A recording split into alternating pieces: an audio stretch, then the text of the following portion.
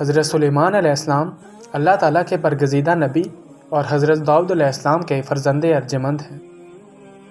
والد کے انتقال کے بعد کم عمر ہی میں تخت نشین ہو گئے۔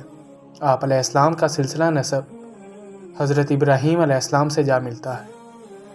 آپ علیہ السلام کی والدہ سے متعلق بہت کم معلومات دستیاب ہیں، اور جو ہیں وہ بھی مستند نہیں ہیں۔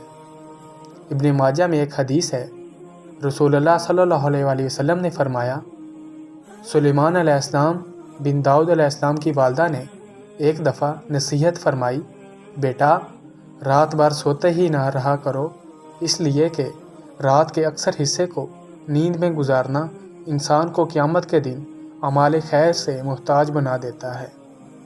اللہ تعالیٰ نے حضرت سلیمان علیہ السلام کو بہت سے معجزے عطا فرمائے، جن میں سے چند یہ ہیں۔ نمبر 1، ایسی عظیم بادشاہت جو ان سے پہلے کسی کو نصیب ہوئی اور نہ ان کے بعد کسی کو میسر آئے گی۔ نمبر 2، انسانوں کے علاوہ جنوں اور شیاطین کو ان کے تابع کر دیا۔ نمبر 3، ہر طرح کے جانوروں کو نہ صرف آپ علیہ السلام کا فرما بردار کیا بلکہ ان کی بولیاں سمجھنے اور بولنے کی صلاحیت بھی عطا فرمائی۔ نمبر 4، ہوا کو مسخر کر دیا کہ آپ علیہ السلام ایک ماہ کی مسافت صبح و شام میں طے کر لیا کرتے تھے۔ نمبر 5، ان کے لیے پگھلے ہوئے تانبے کا چشمہ جاری کر دیا۔ قرآن مجید کی 7 سورتوں میں 16 مقامات پر حضرت سلیمان علیہ السلام کا تذکرہ ہے۔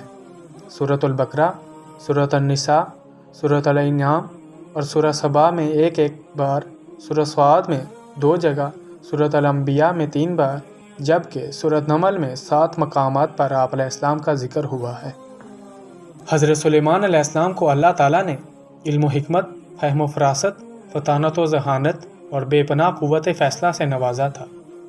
ایک مرتبہ حضرت داؤد علیہ السلام کے دربار میں 2 افراد ایک مقدمہ لے کر حاضر ہوئے۔ ان میں ایک بکری والا اور دوسرا کسان تھا۔ کسان نے دعویٰ کیا کہ اس شخص کی بکریوں نے میرے کھیت میں گھس کر اسے تباہ و برباد کر ڈالا ہے۔ حضرت داؤد علیہ السلام نے اپنے علم و تجربے کے پیش نظر فیصلہ دیا کہ کھیتی کا نقصان بکریوں کے ریوڑ کی قیمت کے برابر ہے، لہٰذا بکریوں کا پورا ریوڑ بطور تاوان مدعی کو دے دیا جائے۔ فریقین عدالت سے باہر نکلے تو دروازے پر نوعمر حضرت سلیمان علیہ السلام سے ملاقات ہو گئی۔ انہوں نے مقدمے کے بارے میں دریافت کیا اور فیصلہ سن کر دونوں کو لے کر والد محترم کی خدمت میں حاضر ہوئے اور گزارش کی، اگر اجازت ہو تو اس فیصلے سے متعلق اپنی رائے پیش کروں۔ اجازت ملنے پر حضرت سلیمان علیہ السلام بولے، آپ علیہ السلام بکریاں تو کھیت والے کو دے دیں تاکہ وہ ان سے فائدہ اٹھاتا رہے، اور کھیت کی زمین بکریوں والے کے سپرد کر دیں کہ وہ اس میں کاشت کر کے کھیت کو اس حالت میں لے آئے جیسا بکریوں کے چرنے سے پہلے تھا، پھر کھیت واپس کسان کو دے دیں اور بکریاں بکری والے کو۔ حضرت داؤد علیہ السلام کو یہ فیصلہ بہت پسند آیا۔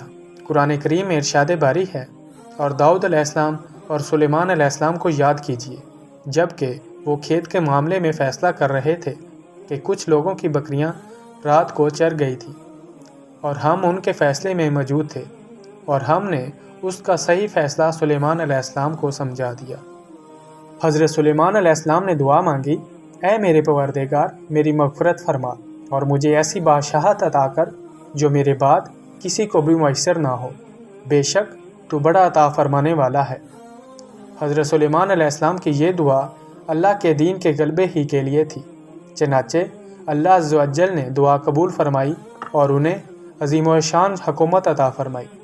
آپ حفت اقلیم کے بادشاہ تھے۔ دنیا کی ہر شے آپ علیہ السلام کی مطیع اور فرما بردار تھی۔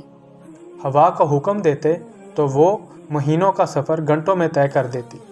چرند پرند ہر حکم کی تابع داری کے لیے حاضر ہوتے۔ سرکش جنات ہر وقت ہاتھ باندھے احکامات کی بجاوری کے لیے تیار رہتے، اور شیاطین زنجیروں میں جکڑے رہتے۔ سورۃ الانبیاء میں ارشاد ہے، اور ہم نے تیز ہوا سلیمان علیہ السلام کے تابع کر دی جو ان کے حکم سے اس ملک میں چلتی تھی جس میں ہم نے برکت دی تھی، یعنی ملک شام، اور ہم ہر چیز سے باخبر ہیں۔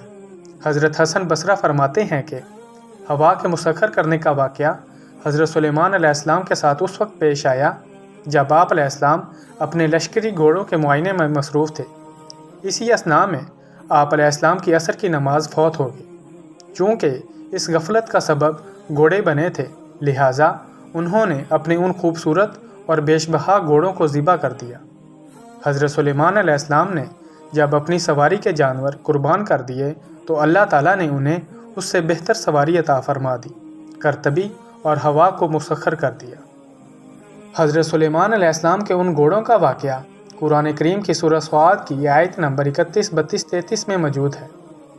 ارشاد باری ہے، اور ہم نے سلیمان علیہ السلام کے لیے ہوا کو مسخر کر دیا کہ صبح کی منزل مہینے بھر کی ہوتی تھی اور شام کی منزل بھی، یعنی حضرت سلیمان علیہ السلام سلطنت اور لشکر تخت پر بیٹھ جاتے اور جدھر آپ علیہ السلام کا حکم ہوتا ہوائیں اسے اتنی رفتار سے لے جاتی کہ ایک مہینے جتنی مسافت صبح سے دوپہر تک کی ایک منزل میں طے ہو جاتی۔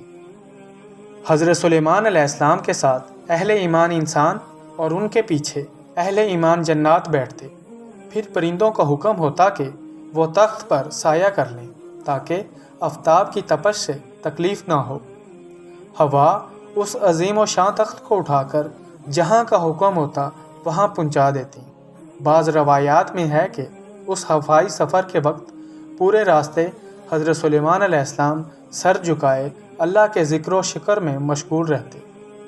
اللہ تعالیٰ نے جنات اور شیاطین کو بھی حضرت سلیمان علیہ السلام کا تابع اور فرما بردار بنا دیا تھا، جو نوکروں چاکروں کی طرح آپ علیہ السلام کا ہر حکم بجا لاتے۔ وہ آپ علیہ السلام کے لیے سمندر کی تہہ سے قیمتی موتی، ہیرے، جواہرات نکال لاتے۔ حضرت سلیمان علیہ السلام کو بڑی اور خوبصورت عمارت بنانے کا شوق تھا، چنانچہ وہ آپ علیہ السلام کے حکم پر شاندار عمارتیں بناتے۔ اگر ان میں سے کوئی سرکشی کرتا تو حضرت سلیمان علیہ السلام اسے سزا دیتے اور زنجیروں میں جکڑ دیتے۔ قرآن کریم میں ارشاد ہے، ہم نے بہت سے شیاطین بھی ان کے تابع کیے تھے جو ان کے فرمان سے غوطے لگاتے تھے اور اس کے سوا بھی بہت سے کام کرتے تھے، اور ان کے نگہبان بھی تھے۔ ان جنوں میں بھی دو طرح کے جنات تھے، ایک تو اہل ایمان تھے جو اپنے نبی علیہ السلام کا ہر حکم مذہبی فریضہ سمجھ کر پورا کرتے، لیکن جو جن کافر تھے انہیں شیاطین کہا گیا ہے۔ وہ اپنے کفر اور سرکشی کے باوجود حضرت سلیمان علیہ السلام کے تابع فرمان تو رہتے، لیکن ان سے نقصان کا بھی اندیشہ تھا، اس لیے اللہ تعالیٰ نے ان کی حفاظت فرمائی۔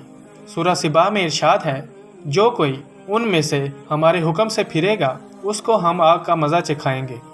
مفسرین فرماتے ہیں کہ اللہ تعالیٰ نے ایک فرشتہ مقرر فرما دیا تھا جس کے ہاتھ میں آگ کا سونٹا ہوتا، جو جن حضرت سلیمان علیہ السلام کے حکم سے سرتابی کرتا، فرشتہ اسے سونٹا مارتا جس سے وہ جل کر بھسم ہو جاتا۔ قرآن کریم میں ارشاد باری ہے، اور ہم نے ان کے لیے تانبے کا چشمہ بہا دیا۔ اللہ تعالیٰ کی جانب سے حضرت سلیمان علیہ السلام کو عطا کیے گئے معجزات میں سے ایک پگھلے ہوئے تانبے کے وہ چشمے ہیں جن میں جنات بڑی بڑی دیگیں، لگن، برتن اور بحری جہاز تیار کیا کرتے تھے۔ تورات اور جدید تاریخی تحقیقات سے پتہ چلتا ہے کہ حضرت سلیمان علیہ السلام بڑے پیمانے پر بحری تجارت کا سلسلہ شروع کیا تھا۔ ایک طرف اسیون جابر سے ان کے تجارتی جہاز بحر احمر میں یمن اور دوسرے جنوبی اور مشرقی ممالک کی طرف جاتے، اور دوسری طرف بحر روم کی بندرگاہوں سے ان کا بیڑا، جسے بائبل میں ترسی بیڑا کہا گیا ہے، مغربی ممالک کی طرف جایا کرتا تھا۔ اسیون جابر میں ان کے زمانے کی ایک عظیم و شان بھٹی ملی ہے۔ آثار قدیمہ کے ماہرین کا اندازہ ہے کہ یہاں آدوم کے علاقے اربا کی کانوں سے خام لوہا اور تانبا لایا جاتا اور اس بھٹی میں پگھلا کر اسے دوسرے کاموں کے علاوہ جہاز سازی میں بھی استعمال کیا جاتا تھا۔ اس سے قرآن مجید کی اس آیت کا مفہوم واضح ہوتا ہے جو سورہ سبا میں حضرت سلیمان علیہ السلام کے متعلق آئی ہے کہ اور ہم نے ان کے لیے پگھلی ہوئی دھات کا چشمہ بنا دیا۔ اللہ تعالیٰ نے حضرت سلیمان علیہ السلام کو تمام جانوروں حتیٰ کہ چونٹیوں تک کی بولیوں کے علم سے نوازا تھا۔ اے لوگو، ہمیں یعنی حضرت سلیمان علیہ السلام پرندوں کی بولیاں سکھائی گئی ہیں۔ سورہ نمل میں ذکر ہے کہ ایک مرتبہ حضرت سلیمان علیہ السلام اپنے لشکر کے ساتھ ایک ایسے میدان سے گزرے جہاں چونٹیوں کی بڑی بستی تھی۔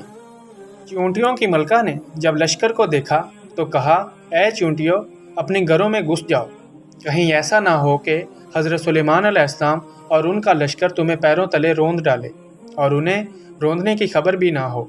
ये बात सुनकर हज़रत सुलेमान अलैहिस्सलाम मुस्कुरा दिए और अल्लाह का शुक्र बजा लाए। कहने लगे, ऐ मेरे रब, मुझे तौफीक अनायत करके जो एहसान तूने मुझ पर और मेरे वालिदैन पर किए हैं उनका शुक्र करूं और ऐसे नेक काम करूं कि तू उनसे खुश हो जाए और मुझे अपनी रहमत से अपने नेक बंदों में दाखिल फरमा। हज़रत सुलेमान अलैहिस्सलाम के अहद में कहत पड़ा तो आप अलैहिस्सलाम ने लोगों को नमाज इस्तिस्का के लिए निकलने का हुक्म दिया। जब नमाज पढ़ने मैदान में गए तो वहाँ एक चूंटी अपने कदमों पर खड़ी दुआ कर रही थी कि ऐ अल्लाह, मैं भी तेरी मखलूक हूँ, हमारा भी तेरे फजल के बगैर चारा नहीं, तो ऐ अल्लाह इन पर बारिश बरसा दे। ये सुनकर आप अलैहिस्सलाम वापस आ गए और लोगों को कहा कि अब बारिश हो जाएगी। एक मर्तबा हज़रत सुलेमान अलैहिस्सलाम ने परिंदों की हाज़िरी ली तो मालूम हुआ कि हुदहुद गैब है। बगैर इतला गैर हाज़िर होने पर आप अलैहिस्सलाम को गुस्सा आ गया और फरमाया, अगर हुदहुद ने गैर हाज़िरी की माकूल वजह ना बताई तो उसे सख्त सज़ा दूंगा और ज़िबा कर दूंगा। हज़रत अब्दुल्ला इब्न अब्बास से सवाल किया गया कि तमाम परिंदों में से हुदहुद ही की तफ्तीश क्यों की गई? आपने जवाबन फरमाया, हज़रत सुलेमान अलैहिस्सलाम ने किसी ऐसे मकाम पर क़याम फरमाया जहाँ पानी नहीं था। अल्लाह ताला ने हुदहुद को ये खासियत अता फरमाई है कि वो ज़मीन के अंदर की चीज़ों और ज़मीन के अंदर बहने वाले चश्मों को भी देख लेता है। हज़रत सुलेमान अलैहिस्सलाम का मकसूद ये था कि हुदहुद से मालूम करें कि इस मैदान में पानी कितनी गहराई में है और किस जगह ज़मीन खोदने से पानी काफ़ी मिकदार में मिल सकता है। और हुदहुद की निशानदही के बाद वो जन्नात को हुक्म देते कि ज़मीन खोद कर पानी निकालो।